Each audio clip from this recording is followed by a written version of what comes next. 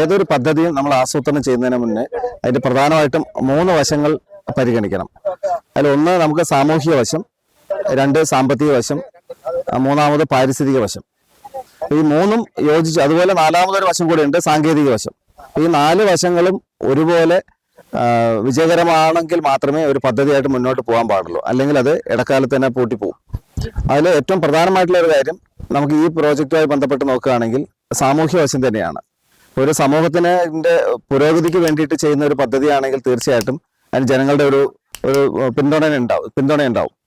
അതേസമയം ഇവിടെ നമ്മൾ നോക്കിക്കഴിഞ്ഞാൽ ഒരു മദ്യം ഉൽപ്പാദിപ്പിക്കുന്ന ഒരു കേന്ദ്രമാകുമ്പോൾ സമൂഹത്തിന് ഒരു തരത്തിൽ അത് ഗുണമാവില്ലെന്ന് മാത്രമല്ല, സമൂഹത്തെ കൂടുതൽ അവരുടെ അധോഗതിയിലേക്ക് അല്ലെങ്കിൽ അവരുടെ ഉയർച്ചയ്ക്ക് പകരം താഴ്ചയിലേക്ക് നയിക്കുന്ന ഒരു പദ്ധതിയാണ്. അതുകൊണ്ട് ഇത് തന്നെ, ഈ ഒരു പദ്ധതി തന്നെ സാമൂഹ്യമായിട്ട് സ്വീകാര്യമല്ല എന്നുള്ളതാണ് ആദ്യമേ തന്നെ പറയാനുള്ളത്.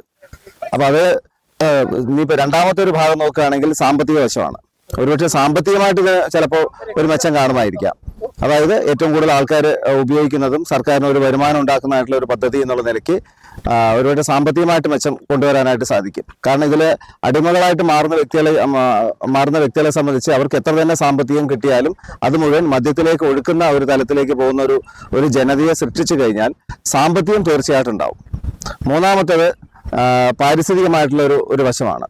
ആ പാരിസ്ഥിതികമായിട്ടുള്ള വശം നോക്കുന്ന സമയത്ത് നമുക്ക് ഇപ്പോൾ തിരഞ്ഞെടുക്കപ്പെട്ടിരിക്കുന്ന ഈ ഒരു സ്പോട്ട് എന്ന് പറയുന്നത് തീർച്ചയായിട്ടും നമുക്ക് പാരിസ്ഥിതികമായിട്ട് ഉൾക്കൊള്ളാൻ പറ്റുന്ന ഒരു സ്ഥലമല്ല. കാരണം ഏറ്റവും കൂടുതൽ ഡ്രൈ ക്ലൈമറ്റ് ആണ്. നോക്കിക്കഴിഞ്ഞാൽ ഇവിടെ മുൾച്ചെടികളാണ് ഏറ്റവും കൂടുതൽ നാച്ചുറലായിട്ട് ഉണ്ടായിട്ടുള്ളത്. നെൽകൃഷിയൊക്കെ ചെയ്തിരുന്ന സ്ഥലമാണ്, അല്ലെങ്കിൽ ഇപ്പോഴും ചെയ്യാൻ സാധിക്കുന്നതാണ്. പക്ഷെ വെള്ളം കിട്ടിയാൽ മാത്രമേ നമുക്കത് ചെയ്യാനായിട്ട് സാധിക്കുള്ളൂ. അപ്പൊ അത് സൂപ്പർഫിഷ്യലായിട്ട് നമുക്ക് സർഫസ് വാട്ടർ ഉണ്ടെങ്കിൽ മാത്രം ചെയ്യാൻ പറ്റുന്ന ഒരു തലത്തിലാണ് ഈ പ്രദേശത്തിന്റെ ഭൂപ്രകൃതി കാണുന്നത്. ഇവിടുത്തെ മണ്ണിനങ്ങളാണെങ്കിലും അതുമായി ബന്ധപ്പെട്ട് മാത്രമേ കാണുന്നുള്ളൂ. അപ്പോൾ നമുക്ക് സീസണലായിട്ട് കൃഷി ചെയ്തെടുക്കാം എന്ന് മാത്രം. അതായത് ഒരു ഡ്രൈ ക്ലൈമറ്റിൽ എന്താണ് ചെയ്യാൻ പറ്റുന്നത് അത്രയേ സാധിക്കുള്ളൂ. അപ്പോൾ ഇവിടേക്ക് വെള്ളം കിട്ടുകയാണെങ്കിൽ മാത്രമേ ഏതെങ്കിലും രീതിക്ക് കൃഷി ചെയ്യാൻ പറ്റുള്ളൂ എന്നുള്ളൊരവസ്ഥയുണ്ട്.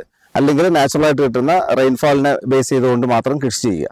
അപ്പോൾ എലപ്പുള്ളി ഈ ഒരു പഞ്ചായത്തിനെ സംബന്ധിച്ച് ഈ ഒരു ഭൂമിശാസ്ത്രപരമായിട്ടുള്ള പ്രത്യേകത നോക്കിക്കഴിഞ്ഞാൽ പൊതുവെ തമിഴ്നാടിന്റെ അതിർത്തി ചേർന്ന് കിടക്കുന്ന ഒരു പ്രദേശമായതുകൊണ്ടും മഴ വളരെ കുറച്ച് മാത്രം കിട്ടുന്ന ഒരു പ്രദേശമായതുകൊണ്ട് തന്നെ ഇവിടുത്തെ ഭൂഗർഭ ജലവും ഉപരിതല ജലവും വളരെ കുറവാണ്. ഇവിടേക്ക് കൃഷിക്ക് കിട്ടുന്ന വെള്ളം തന്നെ വാളയാർ ഡാമിൽ നിന്ന് കിട്ടുന്ന വെള്ളം മാത്രമേ ഉള്ളൂ. അപ്പൊ ആ വെള്ളം കിട്ടാത്ത ഒരു സാഹചര്യത്തിലേക്ക് കാര്യങ്ങൾ പോകുന്നുണ്ട്. കാരണം ഈ മൊത്തത്തിൽ നമ്മുടെ കാലാവസ്ഥാ വ്യതിയാനം കൊണ്ട് മഴയുടെ തോതും വ്യാപ്തിയും അതുപോലെ കിട്ടുന്ന ക്വാണ്ടിറ്റി എല്ലാം കുറഞ്ഞു വരുന്ന ഒരു സാഹചര്യത്തിൽ വെള്ളം തീരെ ഇല്ലാത്തൊരു അവസ്ഥ വരും. അതേസമയം അപ്പോൾ അതുകൊണ്ട് തന്നെ ഇവിടുത്തെ കർഷകര് ബോർവെല്ലിലേക്ക് നീങ്ങുന്ന ഒരു സാഹചര്യമുണ്ട്. അപ്പൊ അത് ഒരു നല്ലൊരു ശീലമല്ല. എങ്കിൽ പോലും കൃഷി ചെയ്യാനായിട്ട് ബോർവെൽ എന്നുള്ള ഒരു തലത്തിൽ നമ്മൾ നോക്കുകയാണെങ്കിൽ അതിനെ ഓക്കെ എന്ന് പറഞ്ഞാൽ നമുക്ക് വേണമെങ്കിൽ ഒരുപക്ഷെ അഡ്മിറ്റ് ചെയ്യാം. കാരണം ഭക്ഷണമാണല്ലോ മനുഷ്യന് വേണ്ട ഒരു അടിസ്ഥാനപരമായിട്ടുള്ള ഒരാവശ്യം. അപ്പൊ അതിനുവേണ്ടി കൃഷി ചെയ്യാം എന്നുള്ള നിലയ്ക്ക് നമുക്ക് ബോർവെൽ ഇട്ട് വെള്ളം എടുക്കാം. പക്ഷെ ഇവിടെ നമ്മളൊരു ബ്രൂവറി വന്നു കഴിഞ്ഞാൽ ഈ കൃഷിക്ക് ഉപയോഗിക്കുന്ന പോലെയുള്ള വെള്ളത്തിന്റെ ക്വാണ്ടിറ്റി പോരല്ലോ. അപ്പോൾ പല ലക്ഷക്കണക്കിന് ലിറ്റർ വെള്ളം ഓരോ ദിവസവും ആവശ്യമുണ്ട്. അതുകൊണ്ട് തന്നെ അത്രയും വെള്ളം ഇവിടെ എടുക്കുന്ന സമയത്ത് ഇതിന്റെ അക്വിഫറിൽ എത്ര ഏരിയയിൽ എത്ര വ്യാപ്തിയിൽ വെള്ളം നിറഞ്ഞു നിൽക്കുന്നുണ്ടോ അത്രയും മേഖലയിൽ വെള്ളത്തിന്റെ മുഴുവൻ തന്നെ അളവിൽ കുറവ് വരും. അതായത് എത്ര ലക്ഷം ലിറ്റർ മദ്യം ഉൽപ്പാദിപ്പിക്കുന്നോ അത്രയും അതിന്റെ പല മടങ്ങ് അളവിലുള്ള വെള്ളം ഈ പ്രദേശത്ത് നിന്ന് മൊത്തമായിട്ട് നഷ്ടപ്പെടും. അതായത് ഏറ്റവും ചുരുങ്ങിയത് ഇവിടുത്തെ ഭൂപ്രകൃതിയുടെ ഭൗമഘടനയെ കൂടെ നമുക്ക് പഠിക്കണം. എങ്കിൽ മാത്രമേ കൃത്യമായിട്ട് പറയാൻ സാധിക്കുള്ളൂ. എങ്കിലും നമ്മൾ പൊതുവെ പറയുകയാണെങ്കിൽ ചുരുങ്ങിയ ഒരു 10 കിലോമീറ്റർ ചുറ്റളവിൽ എങ്കിലും ഭൂഗർഭ ജലത്തിൽ കൃത്യമായിട്ടുള്ള ഒരു കുറവുണ്ടാവും എന്നുള്ളത് യാതൊരു സംശയമില്ല. അപ്പൊ ഈ കമ്പനി ഇവിടെ പ്രവർത്തിച്ചാലും ഈ പ്രദേശം ഒന്നാകെയുള്ള ഭൂപ്രകൃതിയിൽ തന്നെ ഇവിടുത്തെ കാലാവസ്ഥയിൽ തന്നെ വളരെ ദോഷകരമായിട്ടുള്ള പ്രത്യാഘാതങ്ങൾ ഉണ്ടാകും എന്നുള്ളതിൽ യാതൊരു തർക്കവുമില്ല. അതായത് ഇവിടുത്തെ വെള്ളം എടുക്കുന്ന സമയത്ത് ചുറ്റുപാടിൽ നിലനിൽക്കുന്ന മറ്റ് ചെടികളും എല്ലാം തന്നെ ഊഷരമാകുന്ന തലത്തിലേക്ക് നീങ്ങുകയും അവിടെ സാധാരണ ഇപ്പൊ നിലവിലുള്ള തെങ്ങോ വാഴയോ കവുങ്ങോ പോലുള്ള കൃഷികൾ പോലും ചെയ്യാൻ പറ്റാത്ത തലത്തിലേക്ക് പ്രദേശം മാറുന്നുള്ളതാണ് ഇതിൽ എടുത്തു പറയാനുള്ള ഒരു കാര്യം. അതുകൊണ്ട് തന്നെ പ്രകൃതിജന്യമായിട്ടുള്ള സ്വാഭാവികമായിട്ടുള്ള വനങ്ങളോ അല്ലെങ്കിൽ സസ്യങ്ങൾ പോലും ഇവിടെ പിടിച്ചു നിൽക്കാൻ പറ്റാത്ത ഒരു സാഹചര്യത്തിലേക്ക് വരുമ്പോൾ വീണ്ടും മുൾക്കാടുകളിലേക്കും ഏറ്റവും ഇത് ഉപയോഗിക്കാൻ പറ്റാത്ത രീതിക്കുള്ള പാരിസ്ഥിതിക തലത്തിലേക്ക് ഇത് നീങ്ങുന്നുള്ളതാണ്. അതുകൊണ്ട്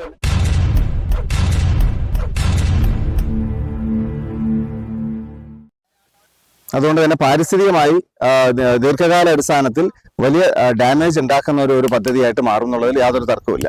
മറ്റൊന്ന് സാങ്കേതികമായിട്ടുള്ള കാര്യം. സാങ്കേതിക തലത്തിൽ നോക്കിക്കഴിഞ്ഞാൽ ഇവിടെ ഉപയോഗിക്കുന്ന വസ്തുക്കളും ഉൽപ്പന്നങ്ങളും ഇതിൽ മറ്റ് കെമിക്കൽസും വേറെ ഇതിൻ്റെ ഇൻഗ്രീഡിയൻസും ഇതെല്ലാം നമുക്ക് ഇവിടെ നിന്ന് ഉൽപ്പാദിപ്പിക്കുന്നത് ആവണമെന്നൊന്നുമില്ല. എല്ലാം ദൂരെ നിന്ന് കൊണ്ടുവരുന്ന സാധനങ്ങളായിരിക്കും. അതുകൊണ്ട് തന്നെ അവയുടെ ഉപയോഗവും അതിൻ്റെ സംസ്കരണവും അതിൻ്റെ മാലിന്യ നിർമ്മാർജ്ജനം എന്നുള്ളത് സാങ്കേതികമായിട്ട് ഈ പ്രദേശത്തിന് യാതൊരു ഗുണം ചെയ്യില്ല എന്ന് മാത്രമല്ല, അത് ഏറ്റവും കൂടുതൽ കണ്ടാമിനേഷൻ ഉണ്ടാക്കുക തന്നെ ചെയ്യും. അതായത് മാലിന്യം എന്ന് പറയുന്നത് ഇതിൻ്റെ ഒരു ഏറ്റവും വലിയൊരു ബൈ പ്രോഡക്റ്റ് ആയിട്ട് മാറും. ഉദാഹരണത്തിന് പറയുകയാണെങ്കിൽ പാലക്കാട് ചിറ്റൂർ ഷുഗേഴ്സ് അതിൻ്റെ മാലിന്യങ്ങൾ മൊളാസസ് ഉൽപ്പാദിപ്പിച്ചതിന് ശേഷം വരുന്ന മാലിന്യങ്ങൾ കോരയാർ പുഴയിലായിരുന്നു പണ്ട് തള്ളിക്കൊണ്ടിരുന്നത്. ആ കോരയാർ പുഴയിൽ ഡയറക്റ്റായിട്ട് തള്ളുന്നതിന് പകരം ആ പ്രദേശത്തെ കൃഷിഭൂമി വിലക്കെടുത്തിട്ട് ആ കൃഷിഭൂമിയിൽ ഒഴിച്ചു വെക്കുകയായിരുന്നു. അപ്പോൾ അതിനെക്കുറിച്ച് വിശദമായിട്ട് പഠിക്കാനുള്ള ജില്ലാ കളക്ടറുടെ നേതൃത്വത്തിലുള്ള പര്യാവരണ വാഹിനിയിലെ അംഗം കൂടിയായിരുന്നു ഞാനും ഇവിടുത്തെ ഏകദേശമുള്ള ഒരു 4-5 പേരും. അതായത് പാലക്കാട് ജില്ലയിലെ വിവിധ മേഖലകളിൽ പ്രവർത്തിക്കുന്ന പരിസ്ഥിതി മേഖലയിൽ പ്രവർത്തിക്കുന്ന ആളുകളെ കളക്ടറുടെ നേതൃത്വത്തിൽ കേന്ദ്ര സർക്കാരിന്റെ സഹായത്തോടു കൂടി പ്രവർത്തിച്ചിരുന്ന ഒരു പ്രസ്ഥാനമായിരുന്നു. അന്ന് ഞങ്ങൾ ഈ കോരയാർ പുഴ സന്ദർശിക്കുകയും ഈ ബ്രൂവറി അന്നത്തെ മൊളാസസ് ഉണ്ടാക്കുന്ന ചിറ്റൂർ ഷുഗേഴ്സിന്റെ ഫാക്ടറിയിൽ നിന്നും കോരയാർ പുഴയുടെ 7 കിലോമീറ്റർ ദൂരം ഞങ്ങൾ യാത്ര ചെയ്തപ്പം 7 കിലോമീറ്റർ ദൂരെയുള്ള ബോർവെല്ലിൽ പോലും ഏകദേശം ഒരു 500 അടി മുതൽ 1000 അടി വരെയുള്ള വെള്ളത്തിൽ ഇതിന്റെ മൊളാസിസിന്റെ സാന്നിധ്യം ഉണ്ടായിരുന്നു. കുടിക്കാൻ യോഗ്യമല്ലാത്ത വെള്ളമാണ് അവിടെ കിട്ടിക്കൊണ്ടിരുന്നത്. അതുകൊണ്ട് തന്നെ ഒരു പ്രദേശത്തെ ജനതയുടെ മുഴുവൻ കുടിവെള്ളവും നഷ്ടപ്പെടുന്ന ഒരു അവസ്ഥ വന്നു. പിന്നീട് ഇക്കാര്യം സർക്കാരിനെ ബോധ്യപ്പെട്ട് ആ കമ്പനി അടച്ചുപൂട്ടുന്ന സാഹചര്യത്തിൽ എത്തുകയായിരുന്നു. അതായത് ഈ കമ്പനി അടച്ചുപൂട്ടുക എന്ന് വെച്ചാൽ ജനങ്ങൾക്ക് ഏറ്റവും ദുരിതം സമ്മാനിക്കുന്ന ഈ പറഞ്ഞ ചാരായം ഉൽപ്പാദിപ്പിക്കുന്ന പ്രവർത്തനം പൂർണ്ണമായിട്ടും സ്റ്റോപ്പ് ചെയ്യുന്ന അവസ്ഥയായിരുന്നു.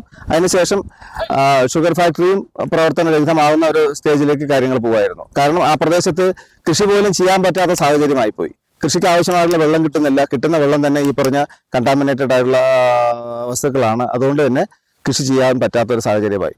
അതുപോലെ തന്നെ ഈ പ്രദേശത്ത് നിലവിലുള്ള കൃഷിയാണെങ്കിലും ഇതിനെ ആശ്രയിച്ച് അനുബന്ധമായിട്ടുള്ള മറ്റ് ഉൽപ്പന്നങ്ങൾ ഉണ്ടാക്കുകയാണെങ്കിലും മറ്റ് എല്ലാ തരത്തിലുള്ള കൃഷിയും പ്രദേശവും എല്ലാം മലിനമാകും എന്നുള്ളതിൽ യാതൊരു തർക്കവുമില്ല.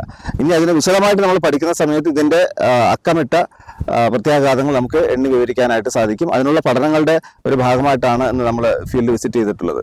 അതായത് ഒന്ന് സാമൂഹികമായിട്ടും, രണ്ടാമത് സാമ്പത്തികമായിട്ടും, മൂന്നാമത് പാരിസ്ഥിതികമായിട്ടും, 4 സാങ്കേതികമായിട്ടും ഇത് എത്രത്തോളം പ്രയോജനകരമാകും ഈ പദ്ധതി എന്നുള്ളത് വിലയിരുത്തി 4ഉം ഓക്കെ ആണെങ്കിൽ മാത്രമേ നമുക്ക് പദ്ധതിയായിട്ട് മുന്നോട്ട് പോയിട്ട് കാര്യമുള്ളൂ. 4ൽ ഏതെങ്കിലും ഒന്ന് ശരിയല്ല എങ്കിൽ ഉറപ്പായിട്ടും ആ പദ്ധതി വിജയിക്കില്ല എന്ന് മാത്രമല്ല, അത് കാലക്രമേണ അത് ആത്യന്തികമായിട്ട് അത് പൊതുജനങ്ങളുടെ നിലനിൽപ്പിനെ തന്നെ ബാധിക്കുന്ന തലത്തിലേക്ക് നീങ്ങും. സർക്കാരിനും അതൊരു ദുഷ്പേരുണ്ടാക്കുന്ന ഒരു പ്രവൃത്തിയായിട്ട് മാറും. നമ്മൾ ഇതിനകത്ത് പറഞ്ഞ രണ്ടാമത്തെ ഒരു ഘടകം മാത്രമാണ് ഇവിടെ ശരിക്കും പറഞ്ഞാൽ ഒരു യെസ് എന്ന് പറയാൻ പറ്റുന്ന തലത്തിലേക്ക് വരുള്ളൂ. കാരണം കേരളത്തിന്റെ സംസ്കാരം എന്ന് പറയുന്നത് മദ്യസംസ്കാരത്തിലേക്ക് നീങ്ങിക്കഴിഞ്ഞു. അപ്പം അങ്ങനെ ഒരു സിസ്റ്റം ഇവിടെ ക്രിയേറ്റ് ചെയ്തു. എല്ലാ രാഷ്ട്രീയ നേതൃത്വങ്ങളും അതിനെ പ്രോത്സാഹിപ്പിക്കുന്നുണ്ട്. കാരണം ഒന്ന്, രാഷ്ട്രീയക്കാരുടെ നിലനിൽപ്പ് തന്നെ ഇതിനെ ബേസ് ചെയ്തായതുകൊണ്ട് തന്നെ ഇന്ന് കാണുന്ന ഈ കൊടുപിടിക്കലും ഇതൊന്നും ഒരുപക്ഷെ പിന്നീട് കാണുന്നില്ല. ഭരണം മാറി വേറെ മറ്റൊരു ഭരണസമിതിയാണ് വരുന്നത് കേരളം ഭരിക്കുന്നതെങ്കിൽ അവരും ഇതിന് ഒരുപക്ഷെ പിന്തുണ കൊടുക്കുന്നതായിരിക്കും സാഹചര്യം.